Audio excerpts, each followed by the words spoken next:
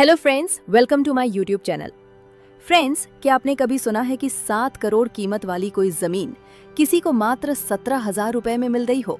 जी हाँ, हाल ही में एक ऐसा मामला सामने आया है जिसने ये असंभव सी बात संभव हो गई है।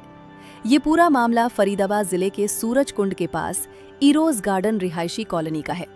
ये कॉलोनी साल 1933 में बसनी शुरू हुई थी। फरीदाबाद जिले के सूरज कुंड के रहने वाले सीके आनंद ननकी देवी के इकलौते पुत्र हैं। उनके माता पिता की मौत हो चुकी है, बच्चे भी बड़े हो गए, पोते पोतियों से भरा पूरा परिवार है। जिस समय सीके आनंद की माता ननकी देवी ने सूरज कुंड गांव के पास इरोज गार्डन रिहायशी कॉलोनी में 5,103 वर्ग फुट जमीन खरीदी, उस समय उसकी कीमत मात्र 14,000 थी, जो अब करीब 7 करोड़ रुपए की है। उस वक्त RC Sood and company limited ने इरोज गार्डन रिहायशी कॉलोनी में सीके आनंद की मां ननकी देवी से जमीन की एडवांस पेमेंट ली थी।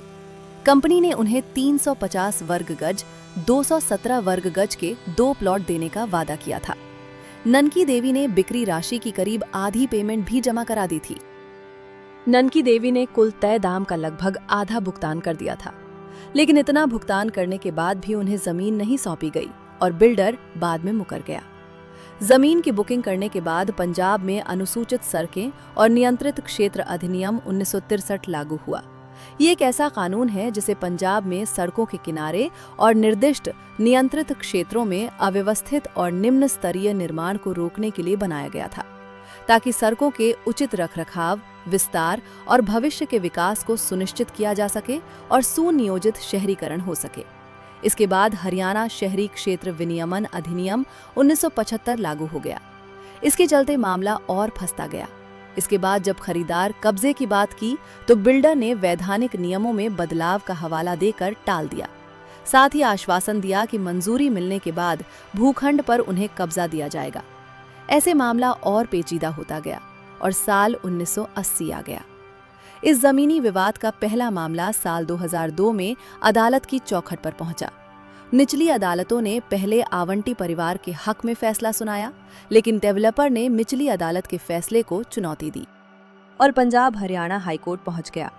कंपनी ने दलील रखते हुए कहा कि आवंटन कथित तौर पर 1964 में ही रद्द कर दिया था। ये मामला अब समय सीमा से भी बाहर हो चुका है। मौजूदा समय में उस भूखंड की कीमत इतनी ज्यादा है कि पुराने समझौते को लागू करना अनुचित होगा। इस मामले में बीते शनिवार को पंजाब एंड हरियाणा हाईकोर्ट में जस्टिस दीपक गुप्ता ने 22 पन्नों का फैसला सुनाया।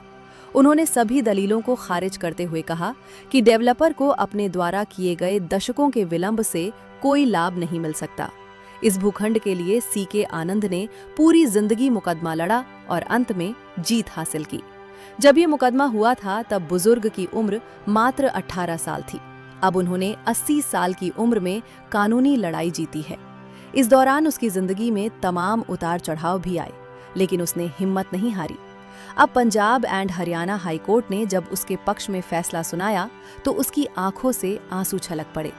उसने कोर्ट के सामने ही दोनों हाथ जोड़कर जज और कानून का शुक्रिया अदा किया। जिस जमीन की लड़ाई राष्ट्रीय राजधानी क्षेत्र फरीदाबाद निवासी बुजुर्ग लड़ रहा था, उसे जब खरीदा गया था तो उसकी कीमत मात्र 14,000 रुपए थी। लेकिन पारिवारिक संपत्ति का इकलौता वारिस होने के चलते उसने उस जमीन को पाने के चक्कर में अपनी पूरी उम्र खर्च कर दी।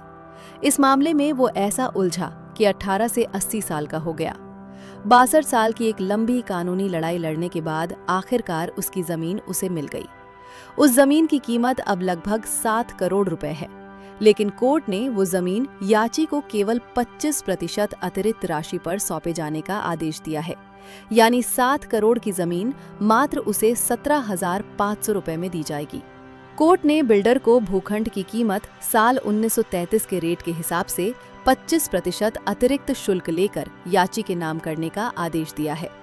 इस संपत्ति के एकमात्र वारिस सीके आनंद बनाए गए हैं। इसी तरह के उदाहरणों की वजह से आज भी न्यायपालिका पर लोगों का भरोसा बना हुआ है।